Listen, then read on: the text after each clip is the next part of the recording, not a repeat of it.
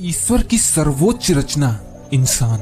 इंसान जो कुछ एक वैज्ञानिक खोजों के बाद खुद को सर्वोपरि मानने लगता है, पर कई बार ऐसी घटनाएं होती हैं जो इंसान को भी सोचने पे मजबूर कर देती है। इसे ईश्वर की लीला कहें या कुदरत का खेल, कुछ तो रहस्य है इस संसार में जो हमें भी कई बार ना चाहते हुए भी सोचने पे मजबूर कर देती है। शायद मेरी कहानी सुन के आप लोगों को भी ईश्वर और उसके इंसाफ पे ईमान पुख्ता होगा। तो ये कहानी शुरू होती है उस वक्त जब मैं अल्जीरिया में नौकरी करता था। अल्जीरिया से भारत मुझे कभी कभार ही आना होता था। यूं कह दूं तो साल में एक बार ही मुझे मौका मिलता था भारत आकर अपने घर, परिवार, मित्रों के साथ वक्त बिताने का। हम सब के जीवन में एक खास मित्र जरूर होता है जो हमारे दिल के बहुत करीब होता है। मेरा भी एक मित्र था, सुरेश। हम दोनों बचपन से ही साथ थे, हम हमेशा साथ रहते थे, पर मुझे नौकरी करने अल्जीरिया आना पड़ा। सुरेश की आर्थिक स्थिति अच्छी नहीं थी, जिसके कारण उसे मुंबई में टैक्सी चलाकर अपना जीवन यापन करना पड़ता था। मैंने उसे कई बार अपने साथ ले जाना चाहा, पर गांव में अपने बूढ़े माँ बाप के कारण वो तैयार ना होता था। इन सब के बावजूद जब भी मैं भारत आता तो अपने परम मित्र सुरेश से जरूर मिलता। वही मुझे एयरपोर्ट पे लेने आता और वही छोड़ने भी आता। ये चीज मानो हमारी आदत में शुमार हो गई थी। मई का महीना था, मेरी छुट्टियां शुरू होने वाली थी। मैं तैयारियों में जुटा हुआ था। अंदर से मैं बहुत खुश था। आखिरकार एक साल बाद मैं अपने परिवार और परम मित्र सुरेश से मिलने जो वाला था। अगले दिन मेरी फ्लाइट थी। मुंबई एयरपोर्ट पे पहुंचने के बाद हर बार की तरह सुरेश मुझे लेने आया था। उसे देखकर मुझे अत्यंत प्रसन्नता हुई। मैंने मजाक मजाक में उससे बोला, तेरी उम्र तो दिन ब दिन ढलती जा रही है सुरेश। इस पर उसने जवाब दिया, उम्र तो सबकी ढलनी है एक दिन। मुझे उसका जवाब सुनकर बहुत अजीब लगा, क्योंकि सुरेश हमेशा मेरे मजाक का जवाब मजाक से देता था, पर मैंने इसे नजरअंदाज कर दिया। हर बार से इस बार मुझे सुरेश थोड़ा अलग लग रहा था।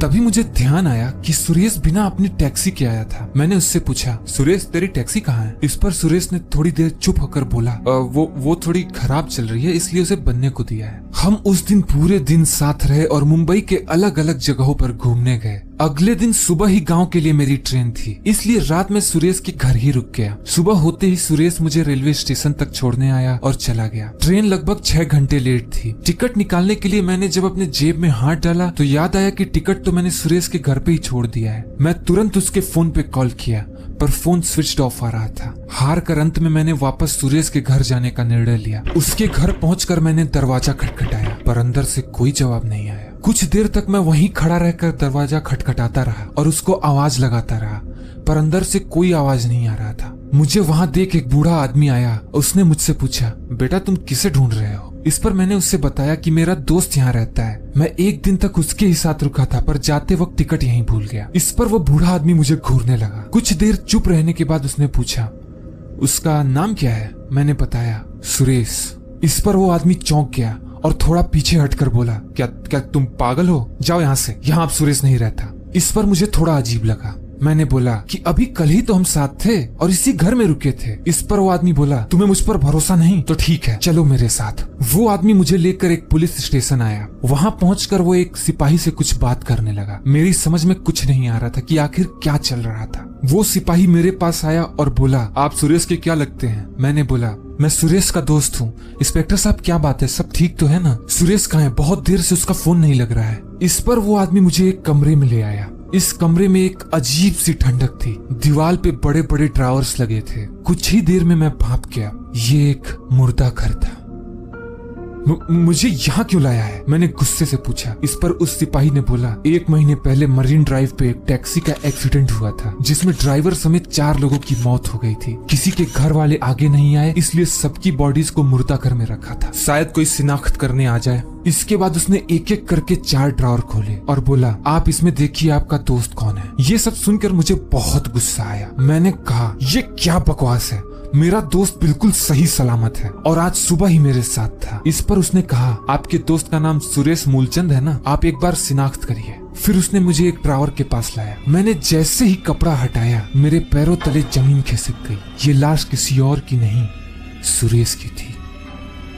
तो कल रात मैं किसके साथ था? आज सुबह मेरे साथ कौन था? ये सब सोचते हुए मैं बाहर आया और एक पेड़ के नीचे आके खड़ा हुआ। तभी अचानक, शंकर मेरे दोस्त, कहाँ था यार तू? मैं तेरी टिकट लेके तुझे रेलवे स्टेशन पे ढूंढ रहा था। ये आवाज मेरे पीछे से आई। मुड़ कर देखा तो मेरे होश उड़ गए। मेरे सामने सुरेश टिकट लेकर खड़ा था। खुद को संभालता हुआ मैंने पूछा, कौन हो तुम? इस पर सुरेश ने बोला, क्या मतलब कौन हूँ मैं सुरेश हूँ, तुम्हारा दोस्त। मैंने कहा, नहीं, मैंने अभी अपने दोस्त की लाश देखी, वो मर चुका है, सच सच बताओ कौन हो तुम? इस पर वो कुछ देर चुप रहा और अचानक, तो तुम्हें पता चल ही गया हाँ? ये सुनकर मैं डर गया।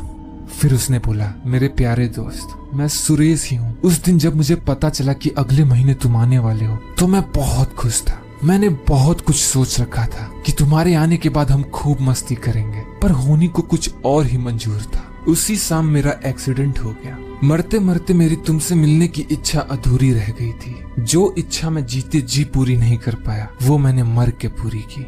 ये सब सुनकर मेरी आंखों में आंसू आ गए और मैंने उसे गले लगा लिया। फिर उसने बोला, मेरे प्यारे दोस्त, अब मेरे जाने का वक्त हो गया है। मेरे माँ और बाबूजी का ख्याल रखना। ये कहकर वो मेरी आंखों से ओझल हो गया। दवित मन से मैं अपने गांव के लिए निकल पड़ा। दोस्तों, कुदरत में बहुत से रहस्य हैं। हमें अपनी जिंदगी और अपनों के लिए ईश्वर का शुक्रिया अदा करना चाहिए और कभी गलती से किसी का दिल नहीं दुखाना चाहिए। क्या पता कल शायद माफी मांगने का मौका ही ना मिले।